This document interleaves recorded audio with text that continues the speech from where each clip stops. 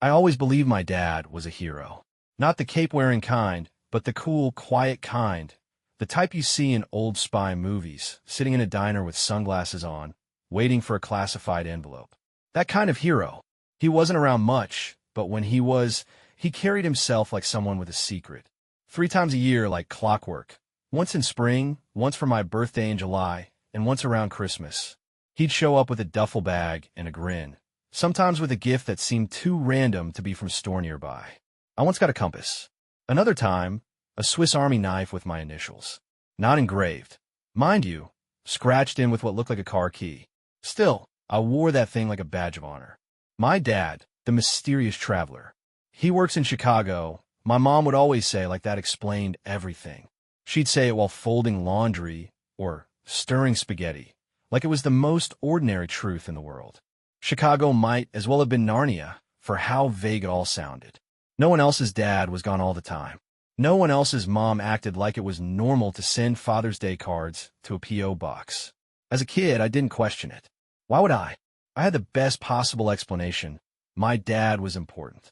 He was on a mission. The fewer questions I asked, the more mysterious he became. And mystery, when you're 11 and full of imagination, is as good as magic. But magic wears off. By the time I turned 17, I started noticing cracks. Little things, like how his phone number would sometimes change, and he'd never explain why. Or how he never really talked about Chicago, or work, or anything, really. His visits got shorter, his stories more rehearsed. The moment that really kicked it off was the snow globe. It was supposed to be a gift from a business trip in Chicago. The skyline inside was plastic, a miniature Sears tower, and little flecks of white that danced when you shook it. I was dusting my bookshelf one day, a deeply rare occurrence, when I flipped it over. There, in tiny letters, was a sticker. Made in Tampa, Florida. I stared at the snow globe like it had personally betrayed me. That was the moment I knew something was off. It wasn't the first odd thing, but it was the first one I couldn't rationalize. I confronted Mom. "Do you even know what Dad does in Chicago?" I asked casually, as she was slicing cucumbers. She paused a second too long. "Finance. Logistics. Something like that," she said, eyes on the cutting board. "He explained it once, remember?" I didn't. I remembered vague words, half answers, and a lot of head pats. That night, I lay in bed, holding the snow globe in one hand and my phone in the other. My thumb hovered over his contact. I wanted to ask. I wanted to say, "What's going on?" But instead, I opened a blank note and typed, "Investigation, Dad." And just like that, my summer had a new purpose. I didn't think it would change everything. But I was wrong. Very, very wrong. The first rule of spying, at least according to every movie I've ever seen, is don't get caught. I wasn't exactly going full mission. Impossible, but let's just say by the end of the first week, I'd changed all of Mom's email passwords, dug up a receipt from the trash, and discovered that Dad's old work laptop still had a sticky note with his login info taped inside the battery compartment. It started simple. I just wanted to know where he really went. His Chicago address? Non-existent. Google Maps turned it into a freeway ramp. The phone number he called from? Burned. Always blocked or switched out. The guy made it weirdly hard to trace. Then I got creative. I started digging through my mom's old photo albums. The kind she kept in a dusty box labeled tax stuff. I found a picture of my dad at a barbecue. Normal, right? Except it wasn't our backyard. It wasn't even our grill. And the lady next to him? Definitely not my mom. Zoom. Enhance. Her name was Lisa, according to the writing on the back. Lisa. I want to work. Instagram. Facebook. Linkage. If Lisa had a dog, I would have found its name, breed, and birth date. But instead, what I found was a family. Her page was public because of course it was. She had 2 sons, a golden retriever, suburban lawn, matching Halloween costumes from 3 years in a row.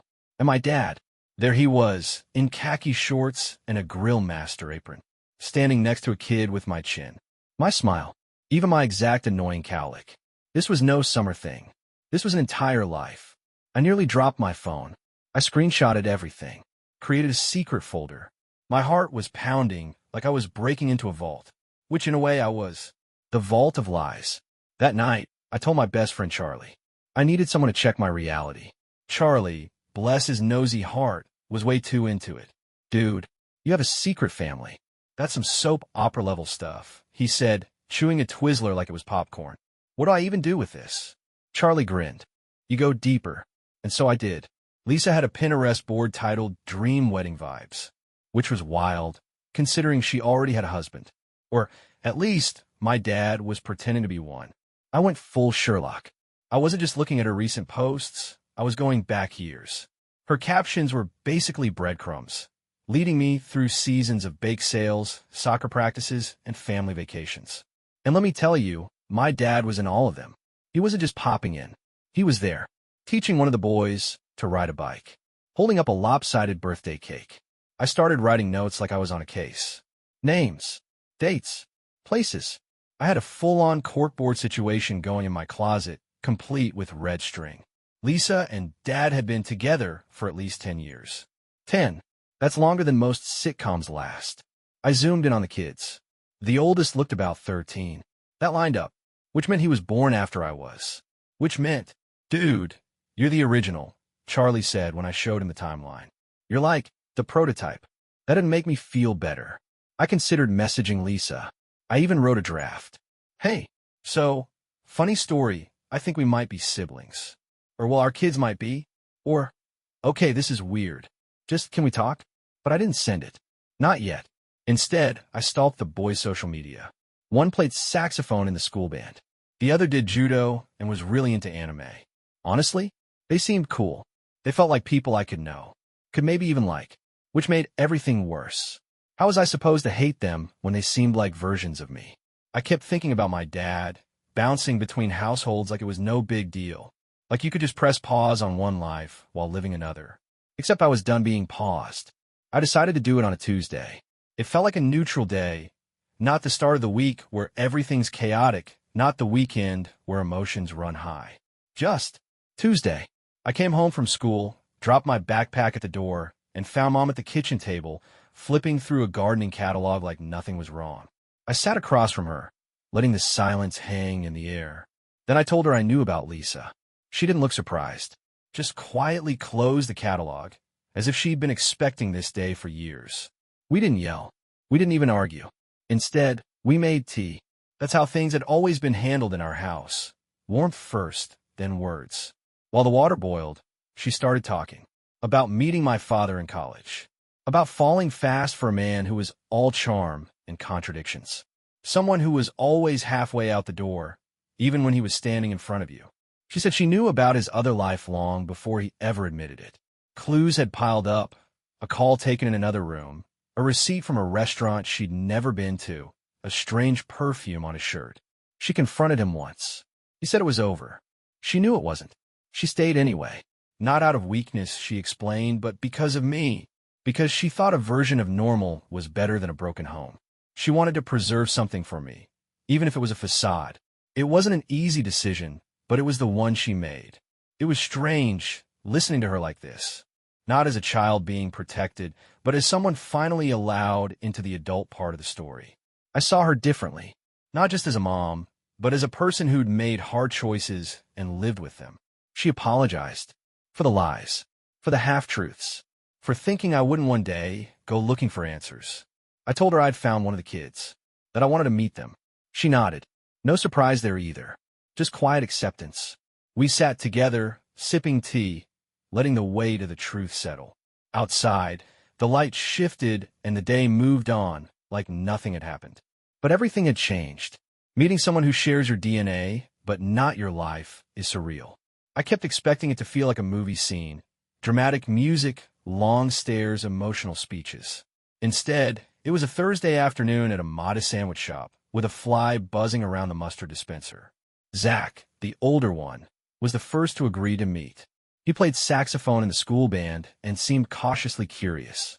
We'd exchanged a few messages online, just enough to confirm we weren't catfishing each other. He suggested we meet halfway between our towns, neutral territory. I got there early. I rehearsed what I might say, only to forget all of it when he walked in. He looked like me, not in an uncanny twin way, but enough to be unnerving. Same chin, same nose, same crooked left eyebrow when confused. We didn't dive into anything deep right away. We talked about the band, school, whether the food was any good. It was weirdly normal. But under the surface, every word felt like part of a puzzle being assembled, one we didn't even know the picture of yet. Zach wasn't bitter, just careful, like someone who'd learned not to expect too much too quickly. He said our dad didn't talk much about his other life, just that things were complicated. Zach had figured out a while ago that there was someone else, but not who or where. Eventually, we got to talking about our younger brother, Tyler, the judo kid. Zach warned me that Tyler might take more time to come around. He was younger, more sensitive, and had a tendency to channel confusion into silence or kicks, depending on the day. By the end of the hour, Zach and I had traded numbers, made vague plans to hang out again, and left with that awkward, semi-hug thing people do when they're still figuring out what they are to each other. It was strange walking back to my car.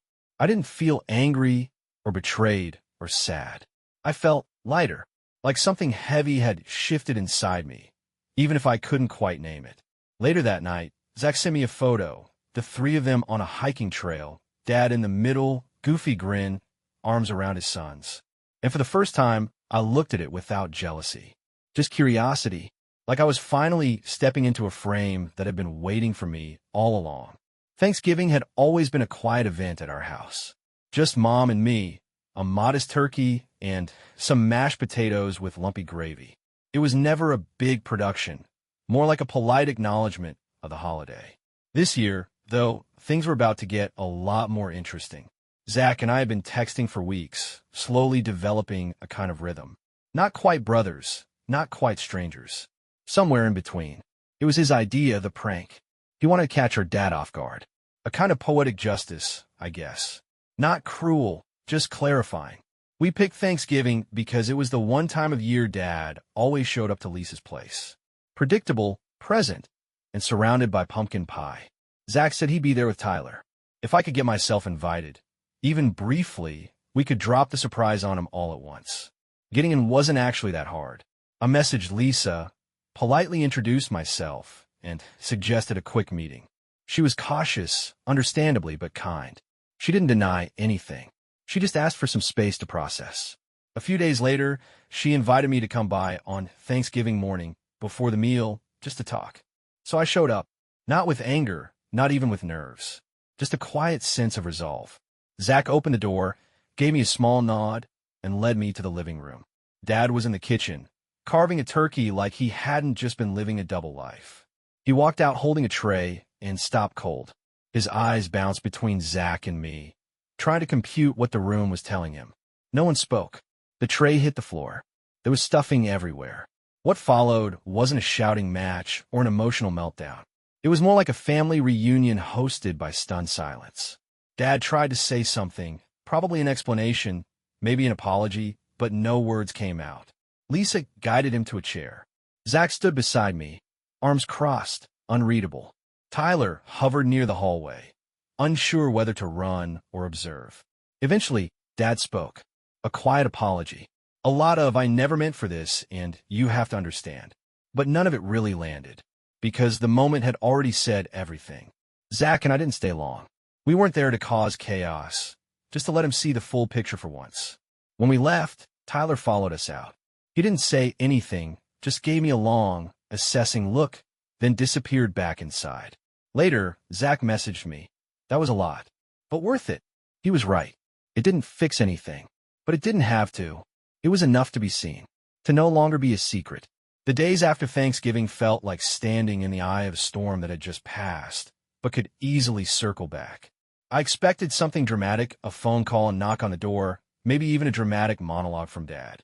But what I got instead was silence. It wasn't the absence of communication that surprised me. It was how calm it made me feel. For the first time in my life, I wasn't waiting for Dad's visit or building a fantasy around it. I was just living, going to school, texting Zach now, and then sharing dumb memes and updates about our very different but oddly aligned lives. Eventually, Dad reached out. A message first, then a voicemail. The tone was softer than I remembered.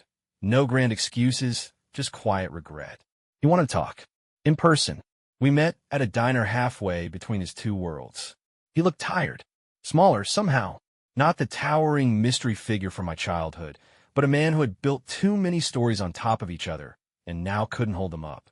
He tried to explain about how it started, how it got away from him, how he kept thinking he could manage both lives. There was guilt in his voice, but also something else, relief. Like saying it out loud was lifting something heavy off his chest. I listened, not because I wanted to forgive him immediately, but because I needed to understand the shape of the truth. He didn't ask for anything. No promises. No rebuilding. Just a chance to tell his side. When he finished, we sat in silence. I stirred my coffee until it was cold. I didn't say much, just that I appreciated the honesty, even if it was overdue. That I wasn't sure what I wanted yet. That I'd need time. He nodded. He said he'd wait. That was it. No tears. No hugs. Just two people at a table, finally telling the truth. Afterward, I called Zach. Told him how it went. He didn't say much either, but I could hear the same shift in him, the cautious optimism that maybe, just maybe, we could make something good out of this. Zach and I started hanging out more after Thanksgiving. It wasn't anything official. No declarations of brotherhood or heart-to-heart bonding sessions. Mostly, it was burgers, dumb jokes, and finding out how much of each other we recognized in ourselves. He had this way of observing the world that made me laugh. Dry humor, quick one-liners, and a talent for mimicking people's voices. I learned he was obsessed with jazz, hated gym class, and secretly loved baking shows. The more time I spent with him, the more he felt like a mirror I didn't know I was missing. Tyler took longer. He was more reserved, quieter in groups, always watching first before engaging. The first time he came with us to get food, he barely spoke. But by the third time, he was teasing Zach about his haircut and quoting anime like it was his job. We found common ground in weird places, old video games, bad horror movies, and our shared talent for making fun of Dad's fashion choices. It became a rhythm. Easy. Comfortable. I noticed something else, too. We didn't talk about the situation much. Not in detail. We didn't need to.